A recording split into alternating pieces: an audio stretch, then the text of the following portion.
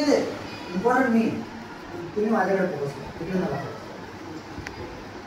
आयुष्यामध्ये आपण जे काही शिकतो, वावरतो, ते कशासाठी शिकतो, का शिकतो याचा सर्वात मोठा बेस आपल्याला समजायचा. आम्ही शाळेत काय येतो?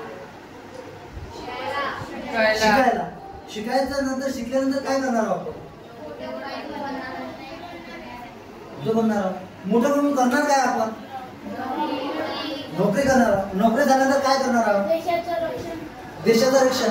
आता वेगवेगळ्या स्वरूपामध्ये नोकऱ्या आहेत, वेगवेगळ्या स्वरूपामध्ये आपण देशाचं संरक्षण करू शकतो.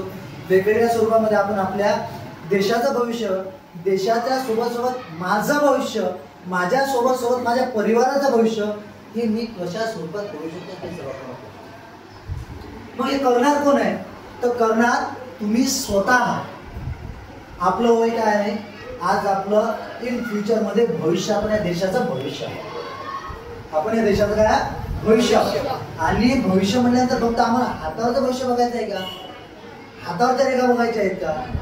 ज्याला हाताला पंजेच नाही, त्याच्या हाताला तळरेषाच नाही आहे, त्याचं भविष्य घडवतं कोण? मग आपली मेहनत, आपलं कष्ट, आपण दिलेला वेळ अभ्यासासाठी, ते आपलं भविष्य घडवतं.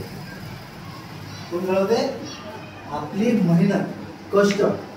ठीक आहे, आम्हाला एन्जॉयमेंट आवडते, आम्हाला मोज मस्ती आवडते, आम्ही शाळेमध्ये वावरतो, आम्ही शाळेमध्ये शिकतो, त्या गोष्टी सर्व बरोबर आहे. पण आम्हाला आमच्या या खोडसर खेळण्या एन्जॉयमेंट व्यतिरिक्त आम्ही अभ्यासाला किती वेळ देतो, अभ्यासाला महत्व किती देतो, हेही तेवढंच आहे. मग आम्ही अभ्यासाला महत्व का देतोय? अभ्यासाला महत्व का देतोय? आम्ही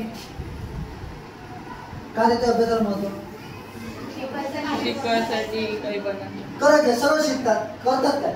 अरे आम्हाला त्या गोष्टीची जाणीव सुद्धा असणं गरजेची आहे. आम्हाला आमच्या मायबापाच्या कष्टाची, आमच्या मायबापाच्या परिस्थितीची, माझ्या घरच्या कौलेरू गळत्या पाण्याची जाणीव असणं गरजेचं आहे. तेव्हा आम्ही अभ्यासाकडे वळतो.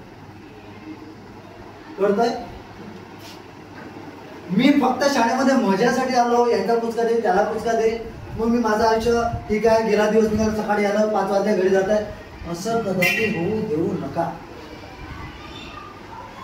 मी इथून क्लास घेऊन मी चाललो जाईल, कोणाला छान वाटेल, कोणाला नाही वाटेल, पण माझं सांगायचं तात्पर्य एवढंच आहे, तुमच्या आई वडिलांच्या मेहनतीला कुठंतरी हास्य स्वरूपात त्यांच्या चेहऱ्याला उमलण्याची एक उमेद तुमच्या मुलांना, त्या उमेदीला तुम्ही खरंच साक्षात ठेवा.